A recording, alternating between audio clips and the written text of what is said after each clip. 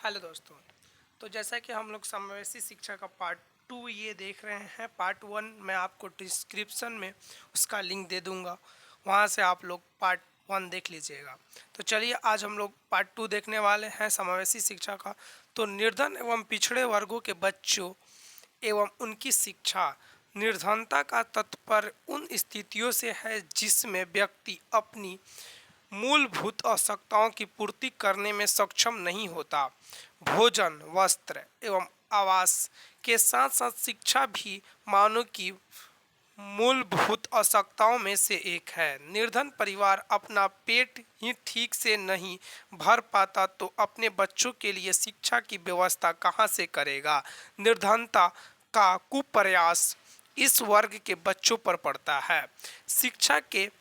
शिक्षा को मौलिक अधिकार घोषित किए जाने के बाद से बच्चों को निःशुल्क और अनिवार्य शिक्षा प्रदान की जा रही है, किंतु निर्धनता के कारण अभिभावक बच्चों को स्कूल भेजने के बजाय काम पर भेज देते हैं, जिससे उनकी विकास में बाधा उत्पन्न हो रही है।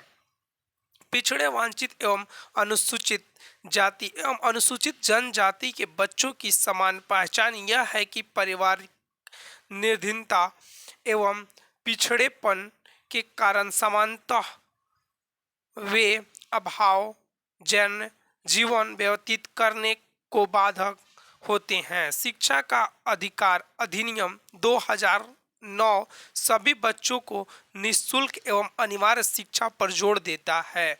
समाज के पिछड़े एवं निर्धन वर्ग की आवश्यकताओं को देखते हुए हमें माध्यम भोजन स्कीम को लागू किया गया ताकि भूख को शिक्षा से दूर रखने का बहाना ना बनाया जाए एवं अभिभावक को भी बच्चे को काम पर भेजने के बदले स्कूल में भेजे। पिछड़े वर्ग के बच्चों को शिक्षा की मुख्य धारा से जोड़ने के लिए राज्य सरकार द्वारा कई कार्यक्रम चलाए जाते हैं, जिसमें से कुछ प्रमुख कार्यक्रम निम्न प्रकार से हैं। पहला, विद्यालय शिक्षा की सभी आवश्यकताओं के लिए मुफ्त किताब एवं सामग्री। आश्रम विद्यालयों और सरकारी अनुमोदन प्राप्त छात्रावासों के बच्चों को मुफ्त पोशाकें। सभी स्तरों पर निःशुल्क शिक्षा। वांछित बच्चों के समूहों के प्रकार। मनोवैज्ञानिकों के अनुसार जब किसी बालक को शिक्षण के दौरान उनकी मूलभूत आवश्यकताओं कॉपी, पुस्तक, विद्यालय की पूर्ति नहीं हो तो वह वांछित बालक कहलाता है। मनोवैज्ञानिकों ने वांछित बालकों को निम्न प्रकार बताया है। अनुसूचित जाति, अनुसूचित जनजाति के बालक जैसे एसटी, एससी चिल्ड्रेन। सामाजिक भेदभाव, छुआछूत के कारण सामाजिक गतिशीलता व विकास से वांछित हो जाते हैं। आर्थिक दृष्टि से वांछित बालक, समाज में आर्थिक असमानता होने के कारण उनके गरीबी का सामना करना पड़ता है। इसका बालकों की शिक्षा पर प्रतिकूल प्रभाव पड़ता है। अधिगम अयोग्यता वाले बच्चे। अधिगम अयोग्यता वाले वे बच्चे होते हैं जो अधिगम संबंधित गंभीर समस्याओं से ग्रसित होते हैं। अनुसूचित जाति एवं अनुसूचित जनजाति के बच्चों एवं उनकी शिक्षा। अनुसूचित जाति एवं अनुसूचित जनजाति दोनों ही ऐसे समुदाय हैं जिनमें ऐतिहासिक कारणों से औपचारिक शिक्षा व्यवस्था से बाहर रखा गया।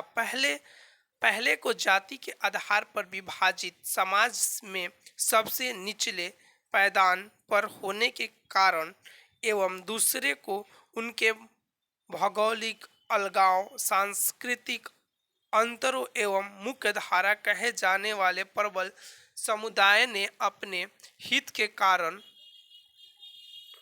के लिए हथियाए पर रखा। अनुसूचित जाति एवं अनुसूचित जनजाति के बच्चों की बेहतर शिक्षा बेहतर न होने के प्रमुख कारण निम्नलिखित हैं। विद्यालयों में अनुसूचित जाति के बालकों की कम संख्या, अध्यापकों में उनके शिक्षण के प्रति उदासीन रवैया, पाठ्य पुस्तकों में उनकी स्थानीय बातों व उदाहरणों का न होना, बौद्धिक क्षेत्र में उनका पिछड़ा होना, निर्धनता, इन वर्गों में शिक्षा के प्रचार प्रसार का अभाव। भारत की स्वतंत्रता के बाद शिक्षा एवं अन्य अधिकारों से वंचित समुदाय के उद्धार उद्धार के लिए भारतीय संविधान में विशेष प्रावधान किए गए ताकि इसकी समुचित विकास हो सके। भारतीय संविधान की धाराओं 15, 4, 45 और 46 में अनुसूचित जाति एवं अनुसूचित जनजाति के बच्चों के लिए शिक्षा मुहैया कराने हेतु राज्यों की प्रतिबद्धता की बात कही गई है। अनुसूचित जाति एवं अनुसूचित जनजाति शिक्षा की मुख्य धारा में लाने के लिए सुझाव। निर्धन बच्चों के परिवार को अपने 6 से 14 वर्ष के बच्चों को स्कूल भेजने के लिए प्रोत्साहन देना। जिला स्तर पर अनुसूचित जाति एवं अनुसूचित जनजाति के बच्चों के लिए छात्रावास की सुविधा उपलब्ध कराना। स्कूल भवन एवं पूर्ण शिक्षा केंद्र इत्यादि का स्थान चयन करके समय एससी एवं एसटी का विशेष ध्यान रखना। आदिवासियों इलाकों में प्राथमिक विद्यालय खोलने को प्राथमिकता दी जाए।